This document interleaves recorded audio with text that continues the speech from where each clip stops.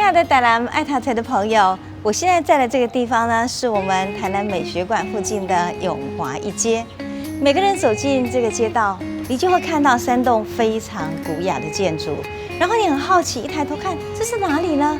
晚沙2个字映入你的眼中，所以让我们一起进来参访一下晚沙艺术展演中心吧。陈总监，这是我们晚沙艺术展演中心的执行总监陈世荣陈总监。美雪老师好，非常欢迎各位观众，这里是晚沙艺术展演中心。好，那我们请陈总监带我们来参访一下我们的晚沙吧。好，非常的欢迎。美雪老师，这是我们晚沙艺术展演中心。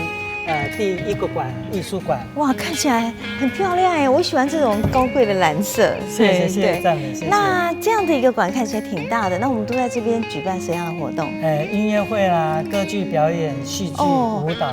对，我知道，其实晚沙很特别，是它每年连续好多年了，都会有一场的歌剧。对，然后呢，带给我们台南市的朋友，其实非常好的，不仅是音乐的赏乐，而且音乐的教育，对不对？对。这个场地这么大的话，那一般来说，它可以容纳多少人来这边听他们的演出呢？好，如果说是纯粹音乐会的话，可以做到380个人。哦，那比如讲，如果说我们有制作歌剧演出的话，对，因为有乐团的关系，乐团要在这2边，所以基本上只能做到接近300个位置而已。对，所以每年的歌剧呢，事实上我就发现是晚沙给台南非常好的礼物。对，而且我们知道有很多的家福中心的小朋友，也可以因为这样的缘故，他们也可以欣赏到很好的音乐。所以这个地方总共容量300多，我想可以让很多喜欢音乐的人来，也让很多我觉得想要让自己呢音乐有所展演的年轻的音乐艺术家来，知名音乐家来，这真是一个很好的场合呢。谢谢。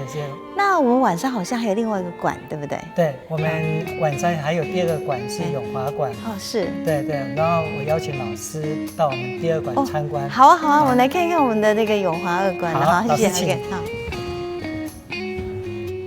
美霞老师，这是我们晚沙艺术展演中心第2个馆。第2个馆了解。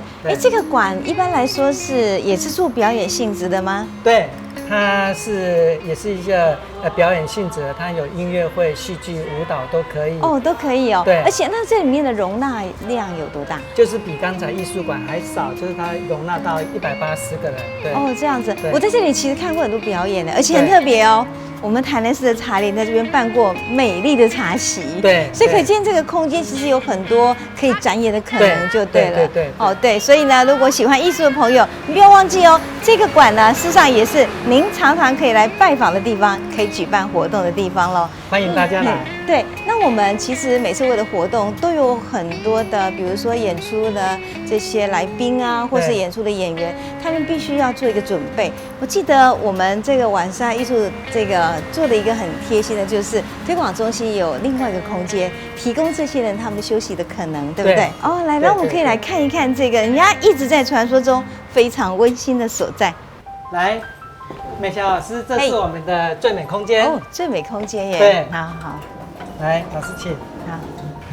哇，这个空间真的感觉很漂亮很浪漫，像这个温暖的家的感觉了哈。是的，对，这个空间它最主要是让观赏的观众先有一个休息大厅的概念，然后我们其他的层楼，就是做我们平面艺术的展览。真的对，所以难怪你看1楼啊，有沙发呀，有客厅有可爱的卡哇伊的娃娃，给你感觉真的好像回到家的感觉了哈。是的。那我想这个温馨的布置都看得出很多那种轻巧的小思，那这个巧思里头，我想应该就是我们整个最美推广中心的小秀，它其实很大的用心。对。那我们曾经在这边办过比较特别的展演有哪些呢？每一年其实台南市举办的新艺奖都会在我们这边办展览。那像一些大学的美术系啊，像台南艺术大学啦，他们都会有。刚刚毕业的艺术大学的学生来到这里，他正好是一个很好的选择的空间，没有压力，又可以真的让大家来邀请到这空间头参观他们其实刚刚初出茅庐的作品。对，我觉得其实这个整个最美艺术推广中心呢，它做的最好的一件事情就是艺术本身门槛没有那么高，它就是应该亲民，它就是应该带着很多年轻人一起来做艺术。不管是我们在艺术馆里面的邀请小朋友来看歌剧，或在这边提供很多年轻人，他们可以来这里做展演。我想呢，都是小秀呢，他默默要成全的心愿。小秀非常低调，我们甚至于台南爱读册呢，在每一集的播出的时候，我们为主要的邀请的朋友做的策展，策展里头所需要的新版的书，只要图书馆没有的，都是最美空间来提供。所以最美艺术推广中心，事实上它真的是一个默默在付出的艺文的工作者，值得我们敬佩。在这个墙上呢，有几段话，我想念给各位朋友听：青春激情浪漫，岁月洗练成熟，缠足品味豁达，秀玉还极尘烟。我发现，当一切的繁华归于沉寂的时候，繁华落尽见真纯那种美感，事实上就是我们晚上给各位最好的艺术与浪漫。我们今天非常谢谢我们的陈总监为我们做这个详尽的介绍。好，谢谢。谢谢。带来我们爱读册，打开一本书就是打开一个丰富的世界。各位亲爱的好朋友，欢迎您又到我们的节目来了。今天呢，我们的节目非常的特别，因为我们邀请的是一位非常特别来宾，他从台北来。其实呢，在我们台南许多文化的活动里头，他可不是我们会陌生的身影哦。我记得几年前台南大地震，那个时候呢，我们一群艺文界的朋友，大家在水上办了一个音乐会。那一次，他从南港来，提着他的乐器，那么远的路，来来回回开了几10个钟头。然后呢，他来这边帮我们唱2首歌。我就跟他讲说，那么辛苦听我们唱歌，真的是辛苦你的老师。高老师说，这是我应该爱做的代志。我想大家应该认识他的，他就是画家歌手，也是非常好的音乐创作人高贤志高老师。高老师您好。老师好，各位观众朋友大家好。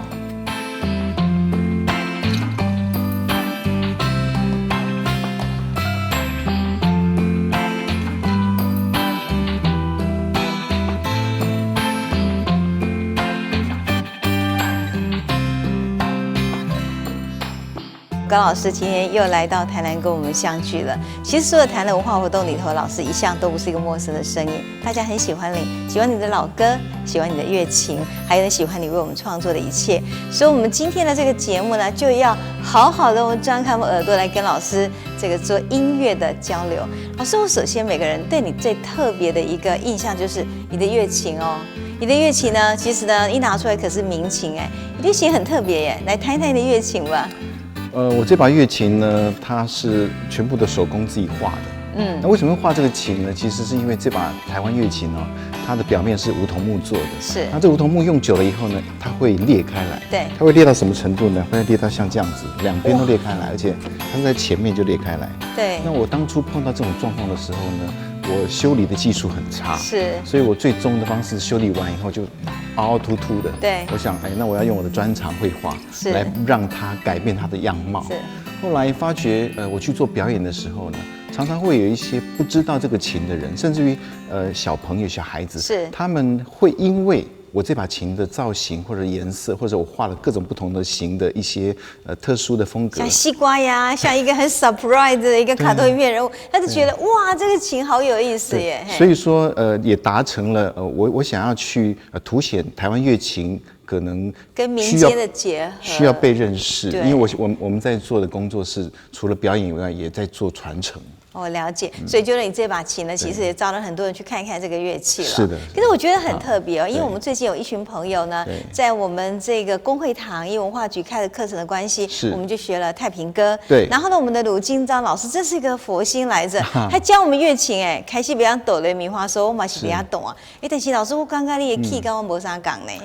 赶快啦！因为老师你也请我去跟大家一起上过课，是，所以我大概知道老师他们教的东西其实是跟我是有相似的，而且我也得到一些就是说教学上面不同的一些经验。哦，了解。所以其实呢，乐琴是一个非常民间乐器，对，也在懂啊，也在唱，对。所以呢，其实我跟高老师呢的姻缘也是从乐琴开始。我在台中当时有文学跟音乐的课程，那我就记得，因为这样缘故呢，邀请高老师呢跟我一起来合作，是我一边讲古典诗词，他一边演出，你会觉得很奇怪呢？不奇怪哦。那我今天呢，首先要介绍是我跟高老师第一次呢，我们在演出的时候的一首词。这个词呢，其实呢是我非常非常喜欢的一个词，因为这个词呢是晏几道的词。那么在北宋这位晏几道，因为当时呢他年轻的时候家道中落了，所以他对生命中有许许多多的想望。他曾经有过很美的时光，他写过一个词是这样讲：记得小平初见两重新自罗衣，当时明月在，晨照彩云归。其实老师晏几道的诗会充满很多生命的怀想，对不对？对。所以我当时呢跟老师在沟通这个时候，我就说我非常喜欢《鹧鸪天》。因为《鹧鸪天》里面呢，讲到是彩绣殷勤捧玉钟，那个美丽的女子哈，我所回想那个女人，她曾经呢用她很美的袖子，然后呢捧了一个玉钟，就是我们讲的酒杯给我。然后呢，当时一想，这么美的女人，这么好的回忆，当时盼却醉颜红，我醉了，因此喝了这碗酒。所以在那样的年轻岁月中，每个人都有过这样的经验啦。舞堤杨柳搂新月，歌尽桃花扇底风。可是我相信，生命中每个历程，我们都必须要走走停停，分分离离。所以呢，当离别之后，怎么想象呢？晏几道是这样写的：从别后，忆相逢，几回魂梦与君同。我很想回家，回哪个家呢？回那永远回不去的家。所以呢，当有一天如果真的盼望成真了，会怎样呢？晏几道有一次真的回到家了，闺中等待他的女子真的不敢相信，因此呢，今朝盛把银缸照。银缸是什么呢？银缸就是那个放的蜡烛的那个台子，拿着蜡烛台子点了照了又照，是你吗？你真的回来了吗？有恐相逢是梦中。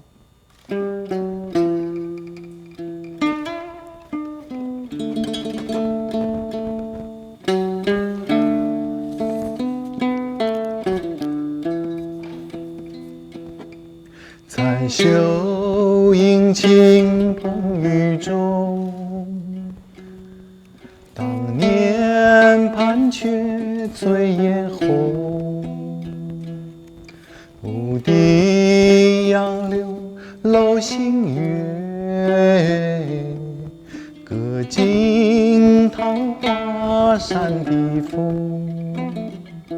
从别后，忆相同，几回魂梦与君同。今宵剩把银缸照，有恐相逢是梦中。我记得第一次听到这首曲的时候，其实很感动，因为当时是高老师的即兴创作。高老师，你当时为什么想用这样的曲调去谱这一首？我觉得充满了无限怀想的一种很深情的词。老师其实有些共同就相同的地方，比如说老师是文学作者，老师也是诗人，所以说老师在吟诗的时候会有你的情绪跟情感。那我们面对音乐的时候呢，我们面对乐器的时候，我们有擅长表现它的能力的时候，我们就会去想用什么情绪，用什么和弦，对，用什么声音的表达，我来诠释它。所以我就会有一个自发性的感受，那个旋律就出来了。对，其实大概出来就差不多是80%了。了解。有时候，所以其实真的很不敢想象，是每次是我把诗解释完了，是老师就现场就即席演奏出来。当然老师在讲解的过程很精彩，也很入味。所以说我在听的时候我就懂了，而且我觉得我仿佛可以知道那首诗所谈到的情感是什么。了解。那我等于说是再现老师给我的感动。那其实有些时候跟老师合作非常愉快。我记得有一次，我们就在那个一次讲到女人的主题中，那我们就演奏了一首叫做《但是又何奈》。然后那天老师心情特别好，但是又何奈呢？这是一首给我感觉多么悲伤的歌呀！我第一次在那个女巫的那个台北的咖啡厅听到了那个当时的这个演出，他唱的这首时候，我真的很难过哎。可老师，你给我是欢乐版，来示范一下。但是有何奈，为何我又想起你？老师，这首歌本来就是这样唱。哎呦，可是我觉得那种感觉一点无奈都没有，然后我就很生气，跟老师说：“高老师，您太快乐了，请来给我一个悲伤版的。”但是又何奈，为何我又想起你？哦，真的，这就到位了。所以你有没有觉得很好玩？你以为它是音乐吗？没有，它的全是情感。所以后来呢，跟老师合作的真的有蛮多的，包括你看刘永的《雨霖铃》啊，包括我们讲说所有的古诗词，我都是解释完之后就请老师呢，我们来翻唱，让大家从诗词音乐结合之中了解所有我们文学古典的那种美感。那我就跟老师讲，我最喜欢的就是《定风破》，为什么呢？莫听穿林打叶声，何妨吟啸且徐行。我们生命有那么多的困境，要去在意它吗？也许，但是如果你能够一把推开莫听，你就能够有吟啸徐行的能力。而且呢，我们知道，当你发现料峭春风吹酒醒，然后呢，觉得所有挫折又来的时候，你可以用你自己很好的心境，然后呢，让它山头斜照却相迎。所以跟老师聊到后来，我跟他说，我觉得人生中我们要学习用文学跟音乐教大家怎样呢？回首向来萧瑟处，归去也无风云也无晴。我才刚讲完了，今天老师即席又要来翻唱了，我们听听看来。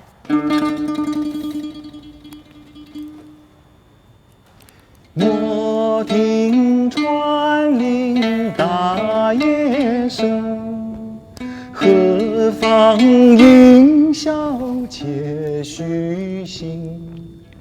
竹杖芒鞋轻声马，谁怕一蓑烟雨任平生。料峭春风吹酒醒，微冷山头斜照却相迎。回首向来萧瑟处，归去皆无风雨也无晴。回首向来萧瑟处，归去也无风雨也无晴。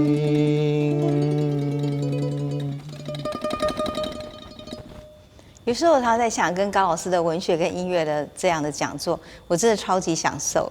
因为呢，你在讲完了诗词之后，他可以用他自己呢点到非常到位的感觉，把你当成情境再次翻唱。于是讲完这样的文学的解释的我，就欣赏老师的音乐了。可是，在前一阵子呢，过去几年，老师做了一个更好的努力是，他很希望我们的孩子们懂得，我们有很多的茶诗。天还是古早人写的，但是就很大，而且它有声韵的感觉。因为嘉元棍的老师用了很多的努力，去翻了很多的谱来把它做成了今天我们的古典茶诗，却能够用现在的音乐来把它唱出来。所以老师呢，你当时呢要做这个努力的主要的目的是什么？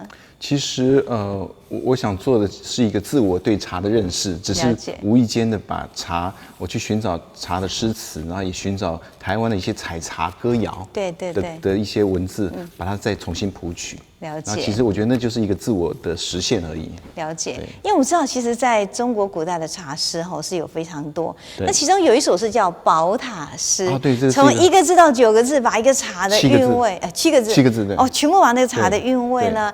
茶的感觉，还有我觉得那个茶的那种品名特色都讲出来了，所以这首茶诗好像听说老师你有翻唱，有谱曲，对不对？对，他是我一个好朋友谱曲，然后呢，我把它再做调整一下。了解。对，然后但很有意思哦，对。它就是茶，然后第一个字嘛，然后再就是2个字一对。然后3个字一对，一直到7个字一对。对，那所以呢，整个给你感觉就像是一个宝塔一样，对，然后像一个金字塔一样。对啊，但是这个整个茶诗的味道还有茶的内容都到位了。老师，你来唱唱看，我们今天如何借着你这首宝塔诗来认识茶，好吗？好，那我来为各位演唱这首宝塔诗唐朝的元稹所创作的长香叶嫩芽，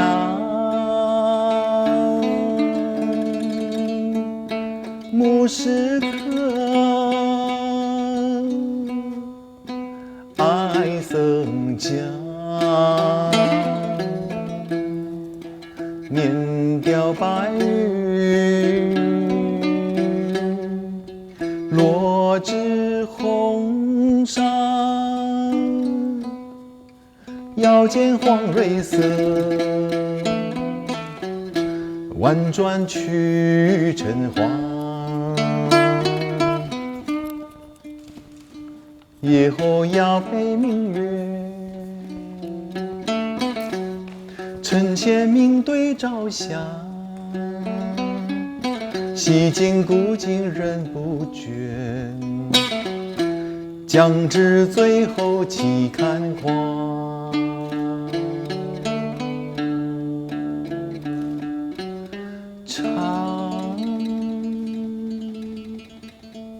我是觉得好像演了一杯好茶的感觉了，很香醇。对，真的很香醇，就觉得。但反正透过老师的音乐，自己好像也穿梭在那个茶香的芬芳里面，好像进入到1200年前。对呀，然后走入了一个新茶的芬芳，体会那种很美的感觉。老师，你有没有觉得乐琴的本身哈，去谱这样的古曲，它特别到位？当然，因为乐琴它是来自于汉朝的一种叫琴琵琶，对对，后来变成是软琴，对，然后也有人把它变成像台湾琵琶的这个形制，了解，对，所以弹起来的古趣古味，其实我感觉就蛮好，没有错。可是我记得老师曾经在我每次合作的时候跟我讲过说，其实有没有懂得乐理不重要。然后你的感觉是比较重要。其实我一直在揣摩老师讲的这句话，他有可怜不懂乐理的人，也是在作词作曲，而且那么感人。老师，你靠的是什么 sense 啊？那个美霞老师，我是懂乐理，只是我30岁才开始涉猎乐理，因为我年轻的时候我们是学画，所以我一直在从事绘画的工作。对。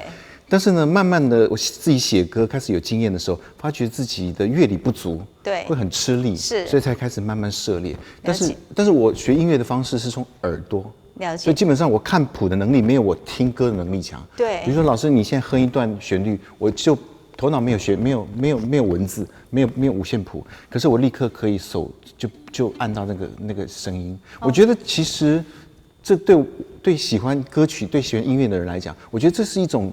不透过符号翻译，是直接跟音符直接对接的。对，我喜欢这样的感觉。了解，就音乐直接撞到你的心里的时候。对。所以其实高老师很厉害哦。我以前唱过昆曲，所以我把昆曲的一段音给老师听，老师就马上可以把它演奏出来。我哪个戏了，老师？所以你不觉得说今天听这样的老师的讲座，你跟他合作就是愉快无比嘛？可是我觉得最自在是老师他的心。因为我觉得一个人的心哈，主有主在，真的更能够到那种无入而不知的情境。我在高老师身上学习到了。我们有很多次呢，都是为了救济，去帮忙很多的文化活动。文化的现场哪有钱啊？不谈钱了，我们谈的是说不干净。所以那一次呢，台南遇到大地震的时候，我就觉得我们应该办一场水上的音乐会，让大家把受伤的心找回来，看到花朵重新开放。高老师二话不说，然后拎着他的乐琴就来。那次我真的超级感动。我在想，能够有这样的心境，就是因为老师的心是主有主在。所以老师在谱的曲的过程中，他有一首我非常喜欢，那叫《魂的秘密》。老师，你先唱，让咱来讲。在天顶有一蕊魂，我问伊，你要去倒位？伊讲已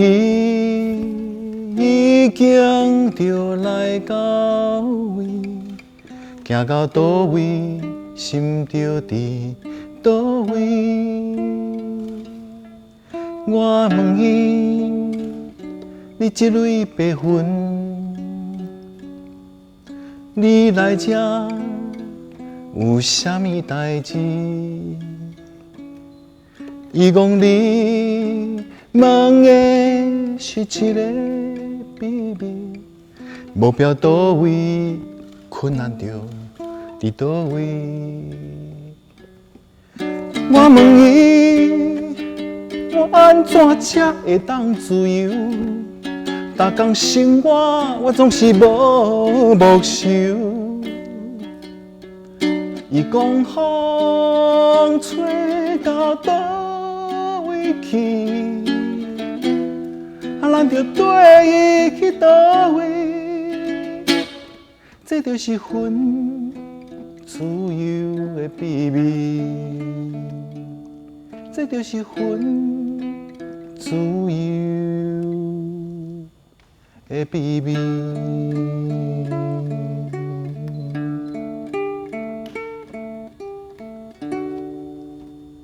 老师当时为什么想到做这一首歌呀？这首歌是我43岁的时候做的创，大概是10年前。那时候呢，我觉得生命当中有经历一些起伏变化。我觉得心境平和的这种状态，我觉得可能是好像是在桃花源一样。了解。我觉得生命当中如果有接近，就是我觉得最接近像天堂或者接近在涅槃的状况，我觉得大概就是一个心里头最平静的时候。了解。所以我一直想寻求这种平静。我觉得刚好那时候看一本书，那叫做《白云之道》。对。那我就透过了这本书的意义，我去寻找这个云朵要自由的理由，所以我才把它讲成是一个云的秘密。到底云给你什么秘密？原来不是，就是说我自己的解释是说，你的心中不要去强力的要去追寻什么，你跟着你的心去走就是对的了。我们中国人有句话讲说“云无心而出岫”，是就是这个，就那种感觉。但你觉得你自己很多东西也是无欲无求，那你因为家人贵就可以观自在。对，因为家人贵呢，魂的必的是你呢想到多位，你的讲到多位，那我就觉得这是一个自在的灵魂。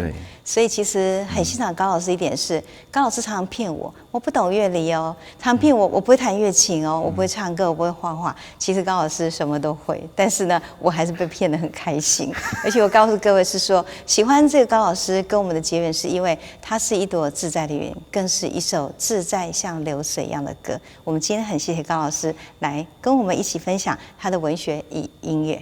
谢谢美霞老师，谢谢观众朋友。好，各位谢谢。风风花树头飞，阮的心情对你走相找。风风花烟拍拍，日日点点一地走摊。春花红红插头丛，碰棍青青遐大丛。风来片片人乌蝶，浮城上水看一丛。